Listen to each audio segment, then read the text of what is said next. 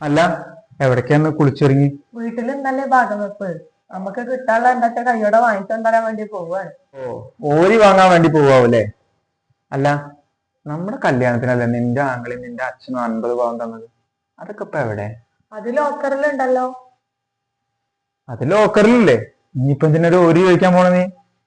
അത് ശരി, കെട്ടിച്ചു വിടുമ്പോ സ്വർണം കൊടുക്കേണ്ടത് വീട്ടുകാരുടെ ഉത്തരവാദിത്തമാണ്. നല്ല സമയത്ത് ഈ ഓരി ചോദിക്കാൻ പോണത്, അത് ആങ്ങളെന്റെ കല്യാണം നടക്കുന്ന സമയത്ത്. നാണുണ്ടല്ലോ അനക്ക്. ഞാൻ എന്തിനാ നാണിക്കണേ? എന്തിനാ നാണിക്കണെന്നോ? നിന്റെ കല്യാണത്തിന്റെ സമയത്തെ നിന്റെ ആങ്ങള ഗൾഫ് പോയിട്ടാണ് ഈ പൈസ മുഴുവൻ ഉണ്ടാക്കി നിന്റെ കല്യാണം നടത്തിയത്. എന്നിട്ട് അവനൊരു ആവശ്യം വന്നപ്പോ അവന്റെ ഒരു കല്യാണം നടക്കുന്ന സമയത്ത് നീ ഭാഗം ചോദിക്കാൻ പോവല്ലേ?